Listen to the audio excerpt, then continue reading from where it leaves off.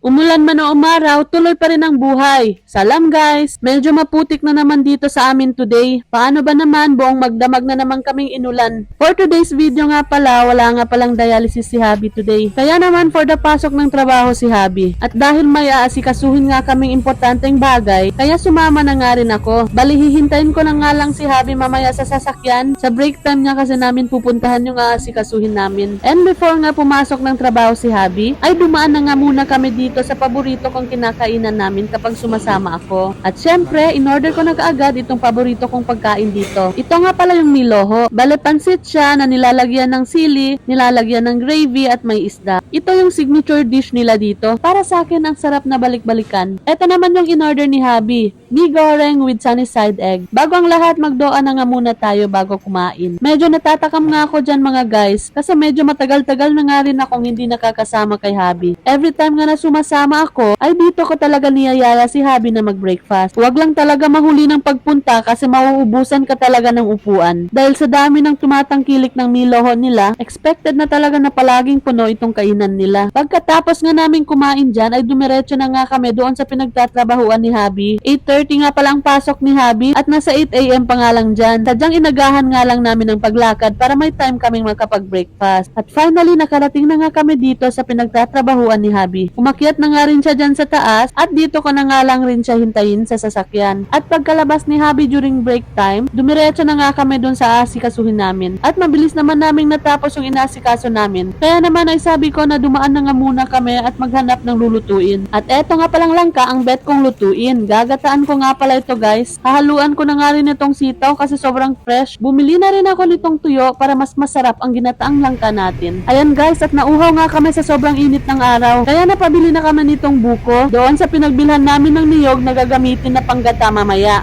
Ayan nga, at pagkarating nga ng bahay ay nasikaso ko na kaagad ang mga gagamitin kong sangkap sa pagluluto. Inislice ko na ng maliliit itong langka at inalis na rin itong mga matitigas na parte. Konti nga lang pala itong binili ko guys kasi dadalawa nga lang kami ni Habi ang kakain. Natapos ko na nga i-prepare itong mga gulay at iba pang mga sangkap na kakailanganin. Sinunod ko namang asikasuhin itong gata ng niyog. Yung super creamy pala na ginataan ang bet natin ngayon. Kaya naman kaunting tubig lang ang nilagay ko sa pagpiga ng gata. And of course, huwag nating kalimutan itong tuyo. Hinugasan at lininisan ko na ng maayos at tinanggalan ko na rin ng kaliskis. Ipinrito ko na muna itong tuyo para hindi madaling madurog kapag inihalo mamaya. At syempre medyo crispy kaya mas masarap. Sinimulan ko na nga rin prituhin itong mga sangkap dito sa pinagprituhan ng tuyo. Nag-iwan lang ako ng mantika dyan, yung tamang-tama lang talaga na panggisa. Nung lumabas na nga yung aroma ay sinunod ko na nga ilagay itong langka at ginisa-gisa ko na rin ng bahagya. At kapag nga ganito na tuyong-tuyo na siya, this is the time na ilalagay ko na yung pangalawang gata. Wow, English yun. Halatang gutom na ako guys. Pagkatapos kong ang halu-haluin ay inilagay ko na itong sitaw. Minekos-mekos ko nga lang yan dyan para pumantay yung luto ng sitaw. Mabilis lang naman kasi. Syempre mas masarap yung medyo malutong pa yung sitaw. Pagkatapos ko nga mailagay yung unang gata, ay tinimplahan ko na nitong asin at pampalasa. Konting halo-halo lang para pumantay ang lasa. At finally nilagay ko na itong tuyo. At sa mga oras na yan, amoy pa lang ay ulam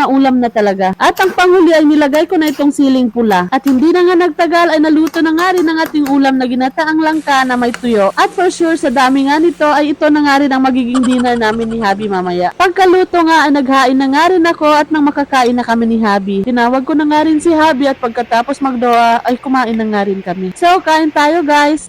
May pasok pa nga pala si Habi sa hapon, kaya pagkatapos niyang nagpahinga ng sandali, ay nagready na naman siya kaagad para pumasok. Pero nang nasa loob na siya ng sasakyan, ay bigla namang hindi ma-start. Kaya pinuntahan ko na siya kaagad para tanungin kung anong nangyari. Na-lowbat daw yung battery ng sasakyan kaya ayaw mag-start. Kako baka yan kanina sa paghihintay ko. Kasi ilang oras din yung naka-on ng aircon. At ang sabi naman ni Habi ay hindi naman daw yun. Talagang weak na daw tong battery kasi magdadalawang taon na tong ginagamit. Ay salamat, akala ko pa naman kasalanan ko. Buti na nga lang at nang makahinga na ako ng malalim. Inalabas na nga kaagad ni Habi itong jumper. At sobrang salamat na to the rescue naman itong kapitbahay namin na kaibigan rin ni Habi. At pagka-connect na nila nung jumper ay inutusan ako ni Habi na start ko daw yung sasakyan. At alhamdulillah nga at gumana na siya. Dali-dali na nga rin inialis dyan ni Habi ang jumper at iniligpit. At dahil nga na late na si Habi ay dali-dali na siyang umalis. Nagbilin na nga lang ako sa kanya na mag-ingat sa daan. And that's all for today. Thank you for watching. See you on my next vlog.